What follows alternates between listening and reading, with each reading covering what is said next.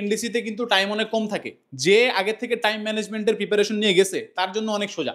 যেমন আমি ভাই পরীক্ষা শেষ করছিলাম 35 মিনিটে, আবার অনেকের কিন্তু টাইম ম্যানেজ করতে প্যারা হয়। সুতরাং তুমি যদি আগে থেকে টাইম ম্যানেজমেন্টে অভ্যস্ত না হও তাহলে কিন্তু তুমি এনডিসি পরীক্ষায় গিয়ে কিছুটা হলো সমস্যায় পড়বা। কারণ টাইম ম্যানেজমেন্ট তুমি কিভাবে শিখবা, it's up to you. Practice করে শিখতে পারো, এক্সাম দিয়ে শিখতে পারো, আমাদের এক্সাম ব্যাচ সেটা নিয়ে কথা বলবো। তো একটা অ্যান্সার দেই, যেটা হচ্ছে তোমরা অনেকে বলতেছিলা যে ভাই ফ্রি কোর্স নেওয়াচ্ছেন আবার পেইড কোর্স নেওয়াচ্ছেন, এই কোর্সের বৈশিষ্ট্য কি? এটা হচ্ছে গাইডলাইন কোর্স। গত বছর আমি এটা লঞ্চ করেছিলাম এবং গত বছর 500+ student Notre Dame, Holy Cross, Saint Joseph এখান থেকে চান্স পাইছে। তার মধ্যে কিছু রিপিট আছে, নটরডেম এবং সেন্ট জোসেফ মিলে। জানেন না ভাই? আসলে ভাই যারা এনডিসিতে চান্স পাইছে তারা সেন্ট জোসেফেও চান্স পাইছে। আচ্ছা, তো যাই হোক, তো এই কোর্সে আমি কি পড়িয়েছি ভাই? এই কোর্সে আমি তোমাদেরকে কিছু পড়াই নাই, কিচ্ছু পড়াই নাই। তাহলে কিচ্ছু পড়ান নাই, তাহলে টাকা কেন নিচ্ছেন?